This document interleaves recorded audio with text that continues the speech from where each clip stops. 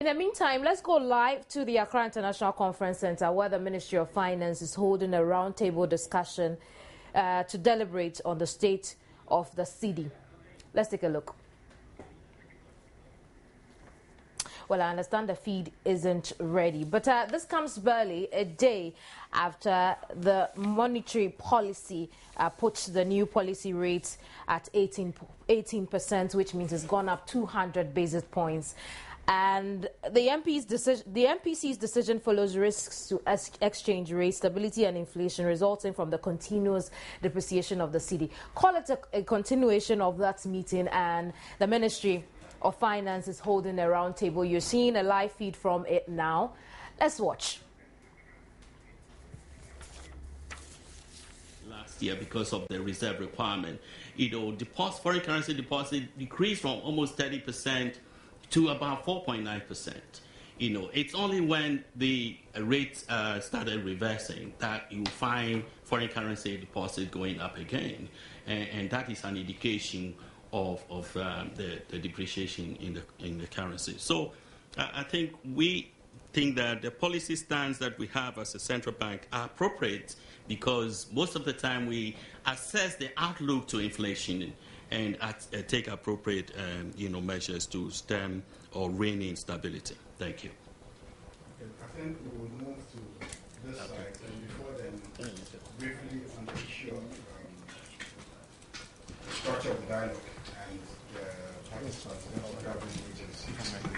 I think that Ghana has one additional important aspect of it, which is to bring in the other sectors that play a role in the production aspect of the economy. And so we would prepare another platform for that dialogue. I will listen to the questions. A number of economists and experts have made reference to the fundamental issues. I think the Minister of Finance has mentioned some of the measures.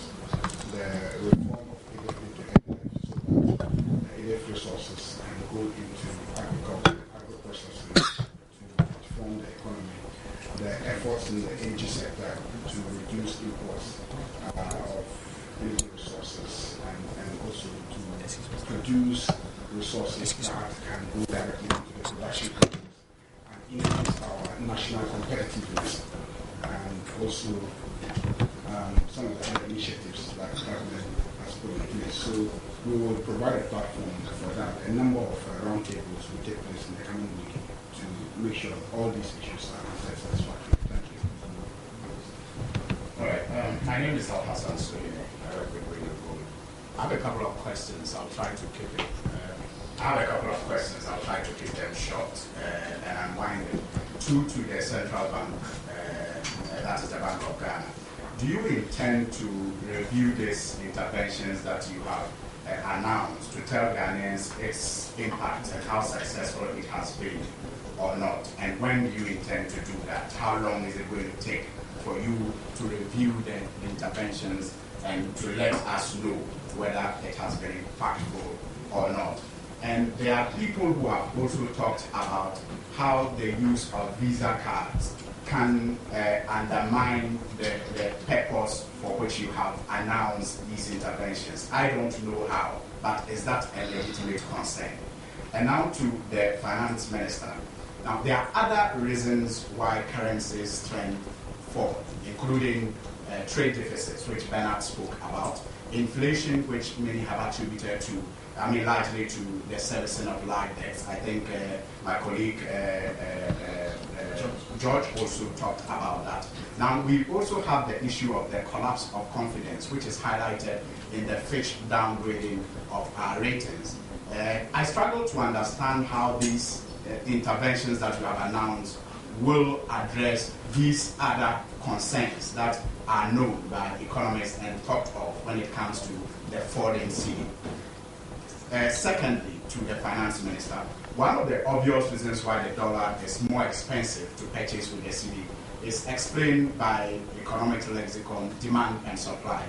And a higher demand will definitely lead to a price increase.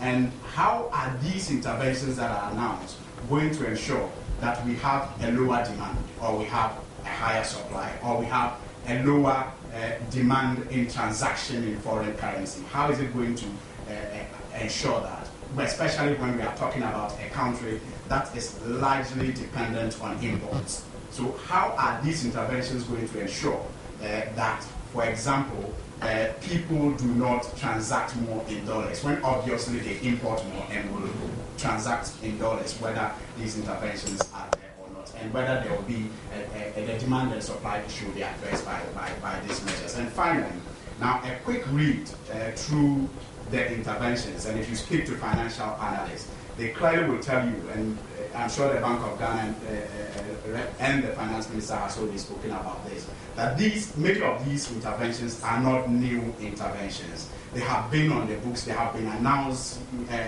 each time we are faced with these problems. And the finance minister talked about other state agencies playing their role in terms of implementation. Which specific state agencies should be playing what role? So that as a people, we can all put them also on their toes to do what they're supposed to do, so that these announced interventions are actually carried to the latter. Thank you. Yes, my name is Justice. Okay, go ahead. Yeah, my name is Justice Leah Acquah. I work with the news agency in the CLC television. Yes, my first question is about whether you have data on the possible areas where the black market operates. Because if you've been in a currency, the FX market before, you will know the relationship that exists between the forex bureaus that we have and the black market. What I mean is that some of the forex bureaus supply currency to black market operators and they sell it at higher prices for them. And you see, you realize that from my layman's perspective, a lot of the forex prices that we have come from speculation of prices, especially we in the media, because it is difficult to use the official rate that the Bank of Ghana has, in your news items. And so I don't know whether the Bank of Ghana has, a hold on that particular sector, the relationship between the forex bureau operators and the black market, and the way they speculate the prices in order to create, these shortages. Now, secondly, to the minister, we remember that there was a whole consultation about, the way the single salary implementation has been affecting the country's position. That was set up to deal with the the fallout from the whole consultation. So if you can enlighten us on that, it would be appreciated. Thank you. Okay, one last addition, and then the two of you. My questions are all been elaborated, but let me add one. Following from where Supreme left of his premise about the measures the Bank of Ghana has instituted, these are not new, but previous measures had been centered on the financial institutions. This time it was widespread. The hospitality industry is involved, so widespread. How seriously are we going to enforce them? Because enforcement has been a challenge. Not that we didn't know what to do by enforcement. What is going to change this time around? And then to the Minister of Finance, analysts have talked about the fundamentals, increasing productivity locally, looking at the sources of FX inflows, and then checking the current account deficit, particularly in this declining prices of our currency that we as well. How are we going to ensure that we reduce the deficit? That is, either we increase our exports or we reduce our imports. How are we going to ensure that the current account deficit is kept?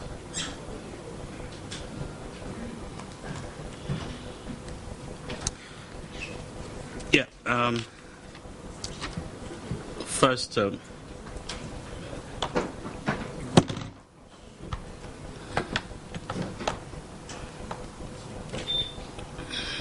yes, your first question about whether we're going to review these policies and to indicate how far we've come with the the impact of those policies. As you may recall, the MPC meets every other month, and when we meet, we review the economies generally, and I think the review takes into account the impact of policies, both fiscal and monetary, and to assess the outlook to inflation, and then positioning the policy rate appropriately. So the review is part and parcel of the process, of the MPC process that takes place all the time. And I just mentioned to you the impact of the measures that we put in place in 2012, how they have impacted on foreign currency deposits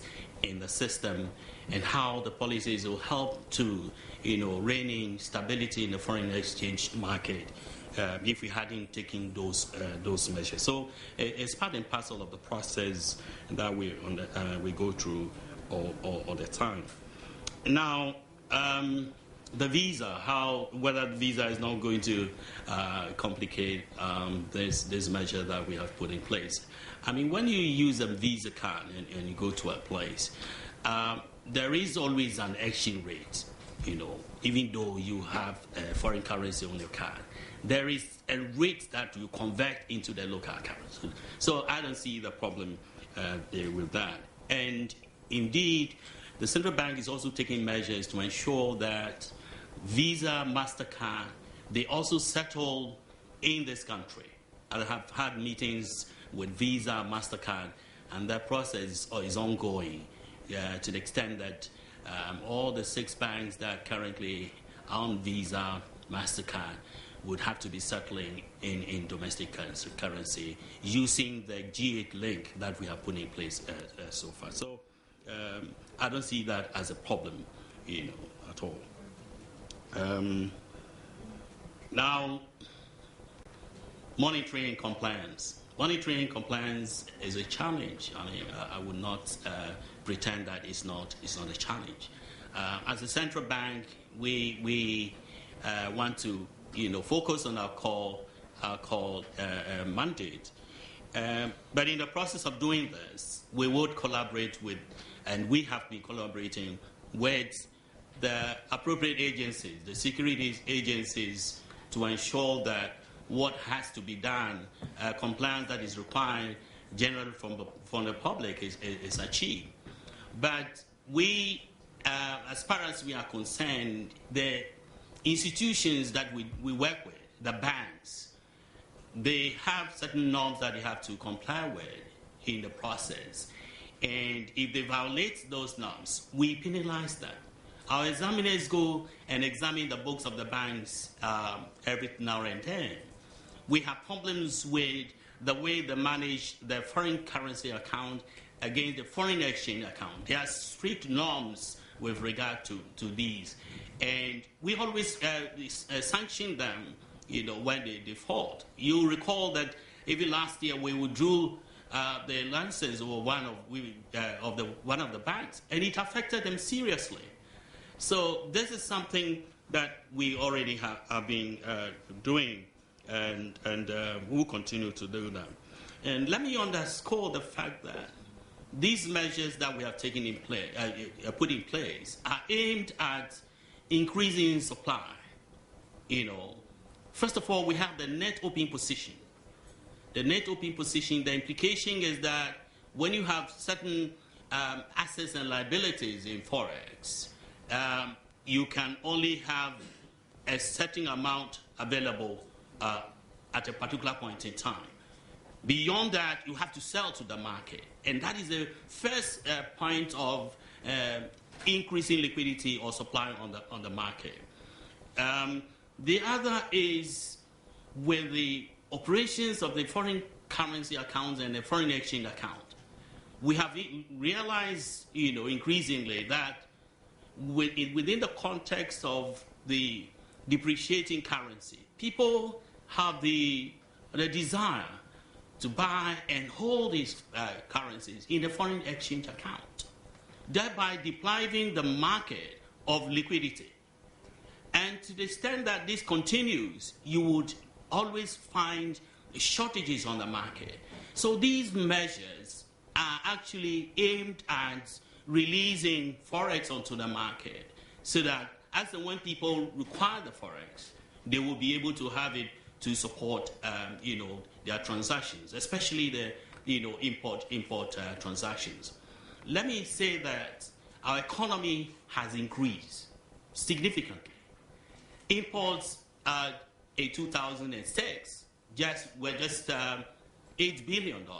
As we speak, imports amount to $17.3 billion. You can imagine. I mean, it's a huge, increase in imports. Against this, exports increased just from $5 billion to $13.5 billion. So you always see the mismatch in this.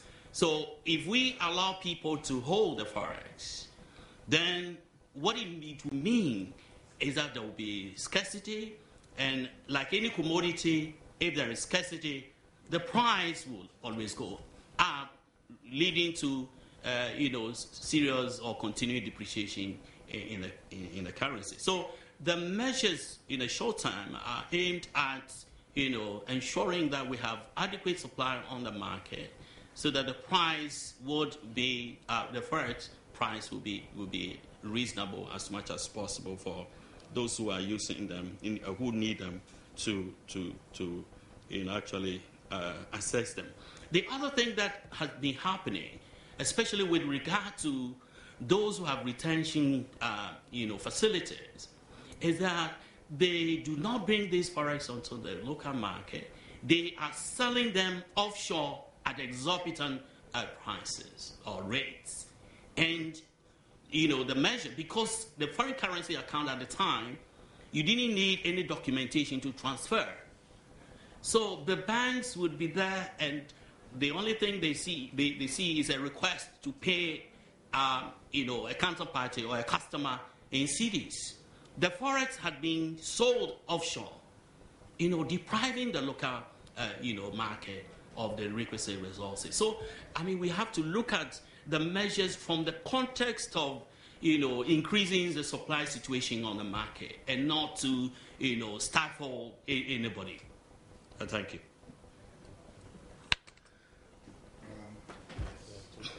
Two more questions. Two additional questions. Are your questions? Okay. Yeah, I think the deputy governor has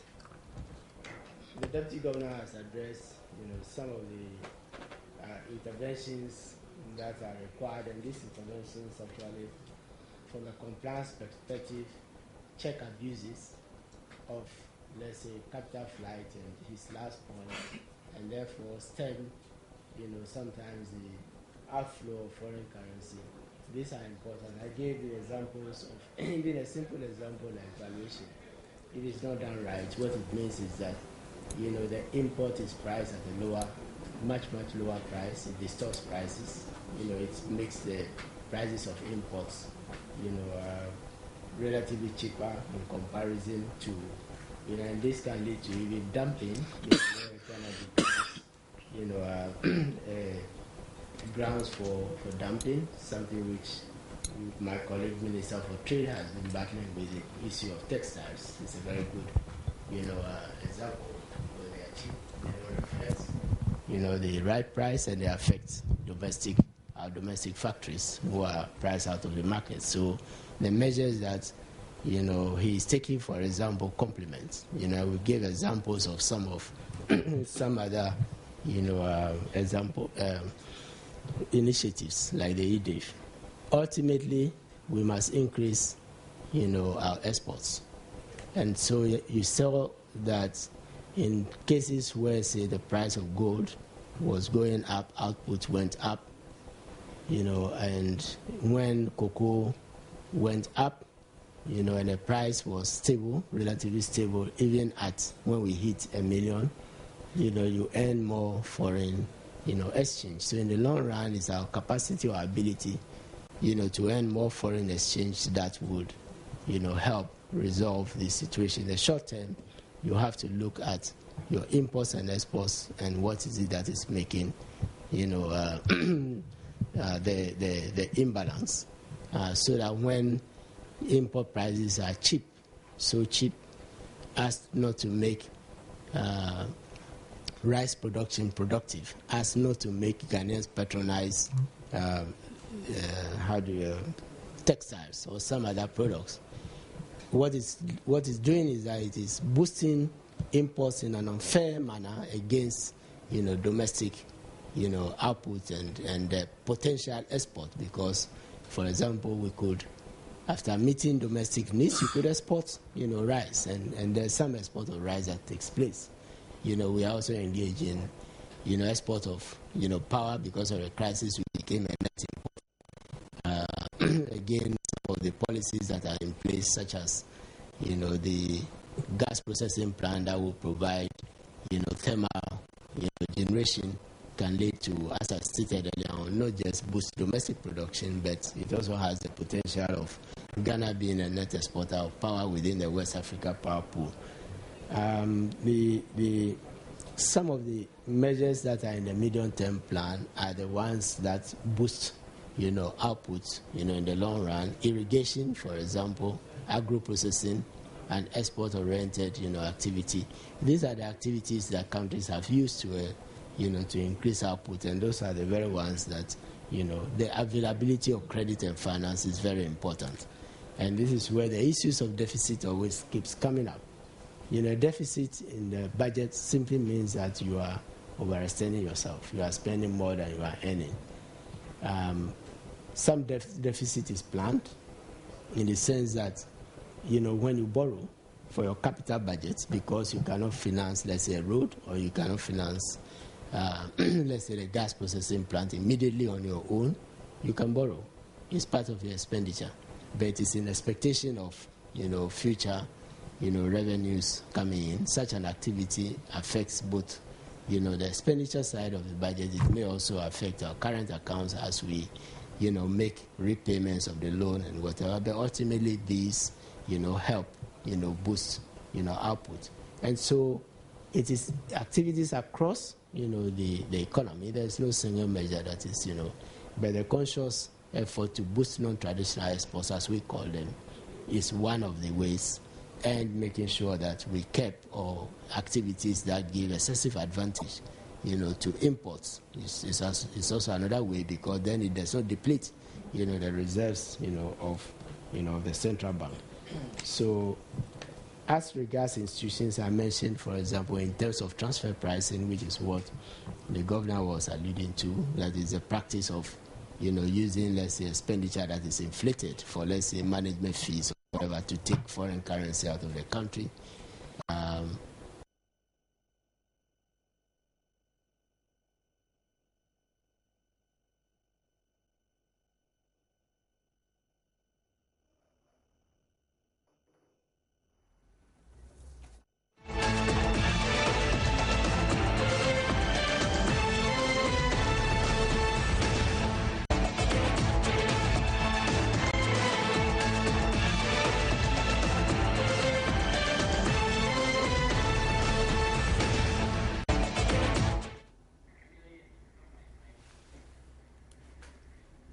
We should go back to the discussion in a bit, but you've heard from deputy governor of the Bank of Ghana, as well as the finance minister, just before we had that glitch. But they've been trying to address some questions posed by the discussants at the roundtable discussion on the depreciation on the cedi. The deputy governor has spoken about some of the measures the MPC detailed out yesterday. The finance minister has been trying to address issues that have to do with the economy as well, and how economic transactions affect the cedi. Meanwhile, we can go now to the Accra International Conference Center. We'll come back and properly discuss this. Who involved in this type of compliance, non-compliance, may be ahead of you, but then we have to constantly, catch up. So that's, I would think. There was a question related to MDAs. If they flout the law, luckily,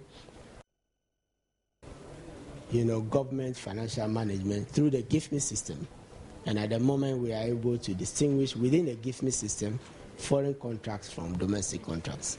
And so we will be able to track these transactions, and we'll know those who, who flout them, and appropriate sanctions, can be applied. In fact, the measures will be proactive, because from the contract database that we are setting up, when an application is brought for a contract, we'll be able to scrutinize, because we are now setting up systems, that enables us to monitor these things, in a much better way. Probably at another time we can discuss, what, we have to, what we have been doing, with respect, to this. And let me say that there are implied sanctions and implied consequences, because if instead of signing a contract, in cities, you sign a contract for rent in dollars, and you are given an allocation, of budget in cities, you will deprive yourself as an institution when you are part of the erosion, of the currency. Your budget is fixed in cities, so you would, but it is also not allowed, and the appropriate sanctions in the Financial Administration Act, with respect to, some of these activities.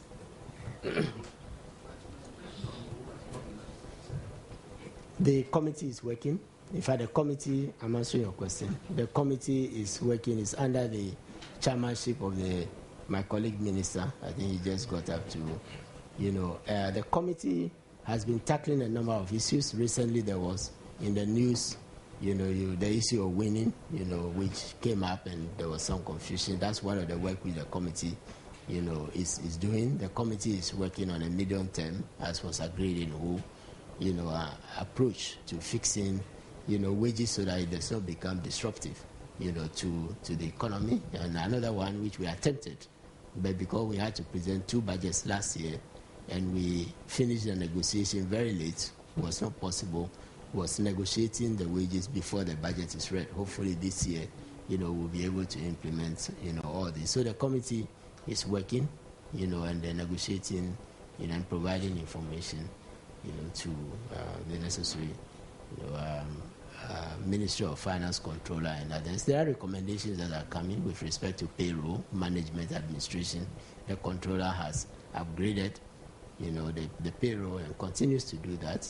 We are establishing an HRMS system now for the Office of Head of Civil Service and, the Public Services Commission, because there is a payroll element which is accounting, but there is an HR element. I think we are all in business, and we know that the 2 functions are often split. What we had in the past, which is why we have some of the wage problems that we have, is that the HRMS element, became weak over time. But we are moving it to electronic, platform. If anybody is in the public services, I can say with certainty that today there's an electronic platform where you can go and get your slip. You don't have to wait for the controller to provide you with a slip. And through these interventions, we are beginning to flash out, some of the, malfeasance that we have in the payroll. The controller is piloting as part of that initiative, and coming out of the whole forum, because part of the discussions in the whole forum was that we should check waste in the payroll system, so that, we make savings and benefits, So the controller, following the success of the e-pay slip, is moving with the e-voucher, where we are going to provide a payroll, ex ante and post ante, to the head of an institution, so that they are able to use it to verify, whether somebody is on a payroll or not. So we are tackling the payroll issues, not just with respect to moratorium, excuse me to say, but with respect to very structural, means. And maybe we can have a forum for later, when the piloting is over, for the controller to demonstrate what we are doing with respect, to the payroll, for your benefit. My name is I write for the Economic Times newspaper. So, my first question has to do with the retention. Yesterday, the governor was arguing that it would be better for the government to consider renegotiating the stability agreement with the various companies, especially in the mining sector. What is your take on that? And with regard to import, my major concern has to do with the intermediate goods that most of the companies use to do their finish products. If there could be a policy to, an alternative policy to make sure that they use our local resource materials in their production, I think it will go a long way to reduce our import. My third question is, I'm just looking at the timing of this particular measure at the central bank. I'm just looking at the timing is right, because yesterday when the governor was talking on the EC depreciation, he said from the beginning of January to the end, the inflation level was about 7.8% compared to 0.2%. Why did we wait for so long for the city to seriously depreciate before coming up with these key policies? My last question, I'm just wondering whether the economy is really overheated, because when you look at our microeconomic indicators, inflation is around 13.5%.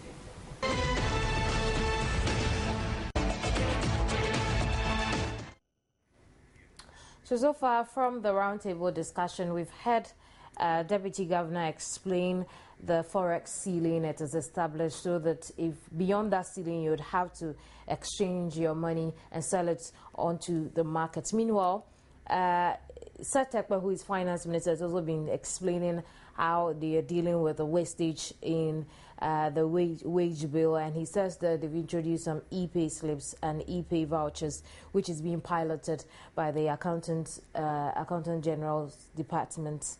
And soon, when the pilot is over, we'll get to understand how this works.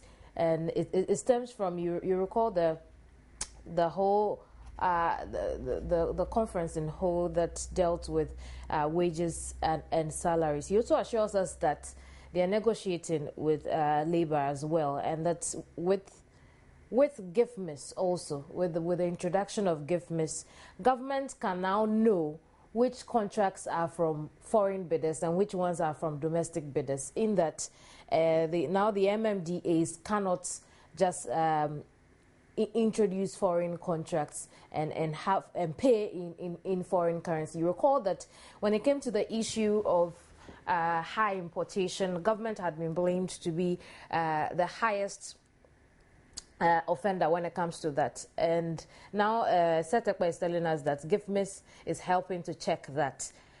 And we'll see how that pans out. Don't forget that you can share your thoughts on what we're watching this morning on our social media platforms. Joynews on TV and at Joynews on TV on Twitter, and Joynews on TV on Facebook. I'll take a quick break and I'll be right back.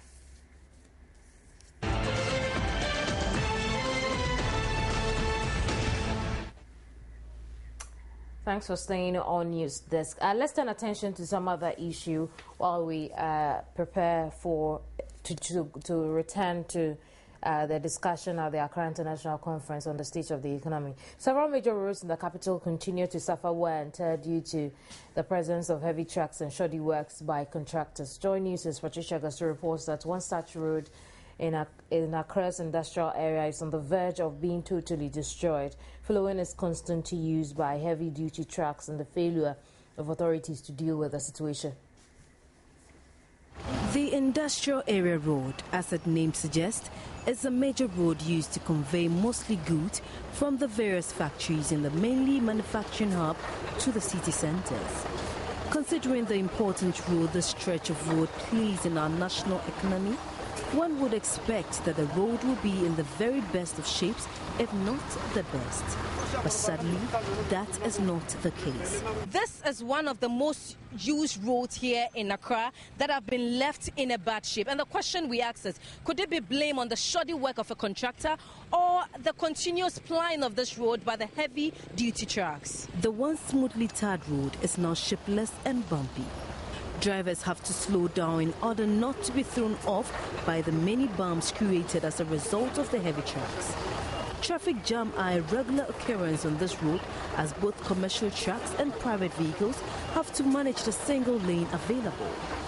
Some truck drivers I spoke with said they are not solely to blame for the poor nature of the road. It's not because of the big trucks, but rather the maintenance of the road is not proper. the way they do the road is not the way they're supposed to do it. If we come to a point where you see this type, they will dig and find out the solution under there before they will refill it and then put the quota. But these people, they will just come and use the pickers, just do whatever they can do, and then where they go. They are not the only ones absolving themselves of blame. Many truck drivers have disputed claims that they are responsible for the deplorable state of many roads across the country. Just last week, the Ghana Highway Authority asked truck drivers to adhere to the new axle load limit to save the nation's road network from untimely deterioration and needless rehabilitation works. But the drivers are yet to comply with the directive. But the big question is, how is the new directive being enforced to help to save the country's roads? Ebo Newton is spokesperson of the Ghana Road Contractors Association. He's joined us over the telephone. Hello, Ebo. Hello, Ebo. Yes, hello. Thanks for joining us on News Desk. But these heavy-duty truck drivers say they are not to blame entirely for the bad roads. They think that the roads themselves were also not constructed properly. What do you think about this? Well, it's unfortunate that they're using that argument. For all that I know, I think that the ministry itself has actually even bent backwards and entered into some kind of compromise position with them. Because you see, in actual fact, the tonnage, the allowable tonnage that we're even supposed to carry, it's actually 51 tons. You know, but the ministry has bent backwards because in the past they were allowed to carry anything up to about 68 tons. And changing that from 68 tons to 51 tons, I think was too drastic. So the ministry itself has bent backwards and come to a compromise position of 60 tons. And so if roads are built to carry something around about 11.5 tons per axle, and your drivers are carrying over 60 tons, what it means is that you are actually reducing the lifespan of the road. And so it's not an issue of a road being constructed well or not. As for the roads, they are supposed to be built according to specifications. Of course, in one or two cases, you might find problems there. But to be honest with you, especially with the highways, all our highways are built according to specification. And so if you don't allow the road to carry the weight that is being designed to carry, and it goes beyond that, definitely the lifespan will reduce. And it's happened. Look, let me give you a reference. A few years back, the Yamransa to Bekwai Road, there was a problem with between the railways and the bauxite company. And so the bauxite company contracted transporters, road transporters, to carry the bauxite by road. And I can tell you, within a very short period that they started using the road got very bad. So a lot of studies have gone into this decision of deciding on an axle load for the roads to carry, because they just didn't get up to decide that, look, we are not going to allow you to carry so much. But a lot of studies have gone in, and there's a lot of evidence to prove that these overweight vehicles actually cause a lot of damage to our roads. So there's no doubt about that. So I actually don't buy what they're saying. So yes, what's... businesses, they think that their businesses are being affected by it. Let me tell you, there are some of the transport companies, especially the organized transport, privately owned transport, like Tarzan, like Amtrak, Global Haulage, they are already complying with the axle load thing. They're already complying with it. Because, you see, it doesn't only protect our roads, it also protects the vehicles themselves. The vehicles have been designed to carry certain loads, but it's become part and parcel of us that once there is space in it, let's put in as much as possible. But then with that, you're also reducing the lifespan of your own vehicle. You see? So immediately, yes, they will think that it's affecting them. But at the end of the day, it's in the interest of all of us. It's actually a public good, you see, because so much money goes into constructing these roads. And so if we don't protect them and then we decide that they should just, anything should go, then it means we are doing damage to our own selves. And it's part of the problem the economy is facing, because a lot of roads have to be maintained every time, patching potholes and all of that at the times when you are not supposed to do that. And it's all because we allow anything to go. So, Ebo, and beyond that, how do you ensure that indeed your members are doing the right thing when it comes to the construction of roads? You see, so far as our members are concerned, we work according to specifications given to us by the ministry. And the ministry has its own agencies. And the agencies are supposed to carry out supervision, effective supervision, to make sure that the contractors are doing the right thing. Because it is only after the contractor has been certified of having done the good job before he's even allowed to be paid, or his payment certificate is prepared. So yes, there'll be a few, black spots here and there, but the truth of the matter is that supervision is entirely in the hands of the agencies, and they are to make sure that contractors do the right thing. Yes, we as an association, we also encourage our members to do the right thing. Here, once in a while, we take them to training programs to ensure that there is quality of work. But it is for the agencies to make sure that the right work is done, so that if the contractor has not done the right thing, then you don't pay him. You don't certify as having done a good job. Changing the new axle load limits is just one of the measures that we can put in place to deal with the situation at hand. Beyond that, what more can we do? Yes, you see, point is that drivers should respect the regulations, the rules and regulations in driving. You find somebody has parked his car right in the middle of the road and carrying out maintenance or repairs on the vehicle.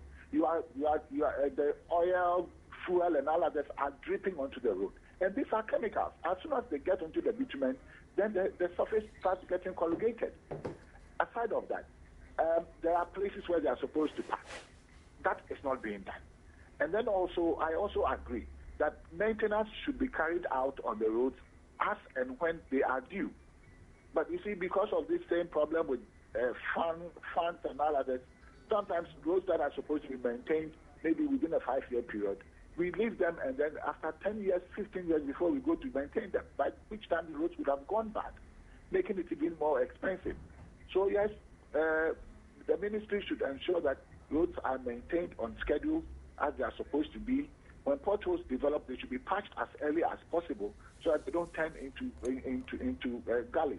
And then also there must be effective supervision on the part of the supervising agency so that the right thing is done. If somebody is supposed to lay gravel of say 15 mm or 15 centimeters or maybe say 6 inches, we should make sure that it's 6 inches on the road. If there's supposed to be compaction, let's make sure there's compaction. Right. You know? Yeah. Evo, thank you very much.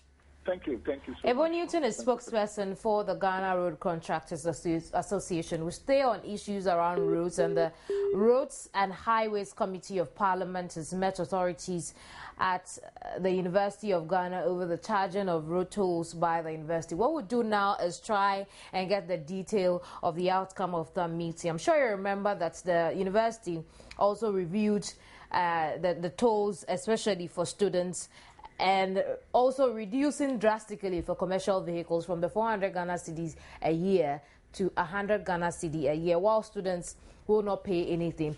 And in addition to that, it has decided to provide more shuttle services for the students who may not have the luxury, who may not have the luxury of owning a vehicle.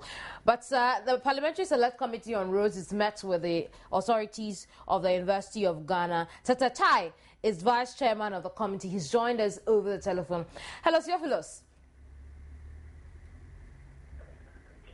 Hello.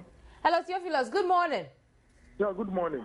Thank you very much for joining us on News Desk. What was the outcome of the meeting?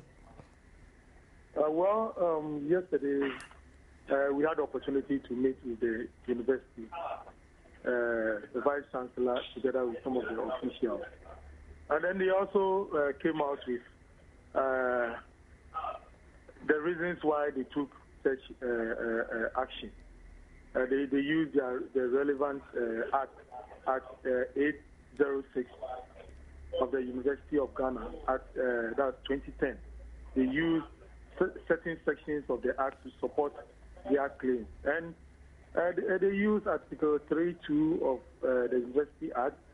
They used the Article 16, and then Article 23, which talks about properties and contracts. And when you look at all those things, they've been given the powers to go for loans, mobilize resources to build their infrastructure, and then pay for the cost.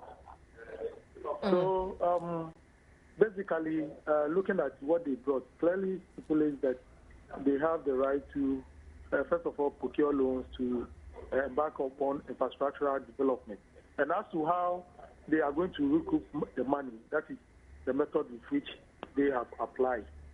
So we looked at a whole lot of issues, and as a committee, we have made certain recommendations to be submitted to the Speaker.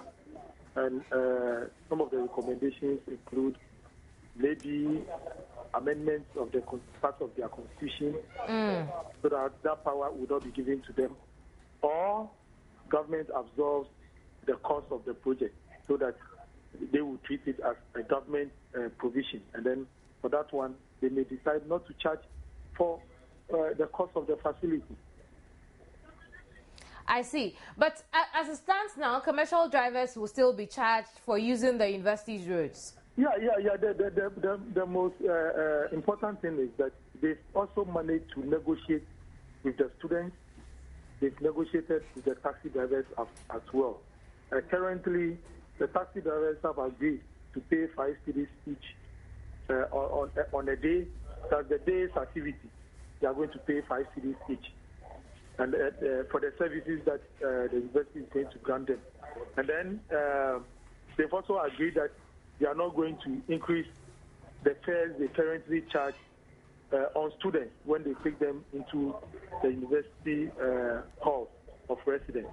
So they have also come into a fruitful negotiation with the students as well as the taxi drivers union.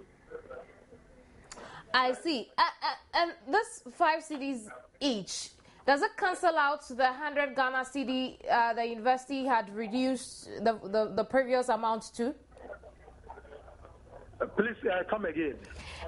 Earlier, when we heard of the review of the tolls from the university, it was that the commercial drivers will continue to pay 100 Ghana cedis instead of the earlier announced 400 Ghana cedi. Now you tell me that they have agreed to pay 5 cedis each. Does it cancel out the previous? You know, the 5 cedis is for a daily services. You know, on each day, they move in and out of the university as many times, depending on the number of students they transport into the university. And for that one, they are paying 5 cedis in a day. That's 5 cedis per day. Okay. So no matter the number of rounds that you go, you still pay 5 cedis. But then there are certain charges that have also been levied. And for that one, it's on yearly basis. It's on years. Yeah. I see. Well, I'm sure we'll talk more on this in some other broadcasts. Thank you very much, Theophilus. Theophilus Tetachai is Vice Chairman of the Parliamentary Select Committee on Roads. We've been discussing the University of Ghana road tolls. The committees met with the university. It says that they proposed amendments of the constitution of the university, or better still, government should just absorb the cost of road construction in the school so that the school does not have the power to charge you and I for using those roads. And it's time to go already, and unfortunately, because of that, I can't read your messages. I apologize profusely for that. But I have to go. Thank you very much for staying on News Desk throughout the app. I'm sure you see my very nice button here. It has to do with making it your mission to fight heart diseases in women, because it's the #1 killer of women. And here in our country, it doesn't even just kill only women. It kills men as well. So you might want to take note of your activities so that you don't get caught up in that. I'm totally grateful you stay through. I'll see you at midday on News Today. Thank you very much for watching. Goodbye.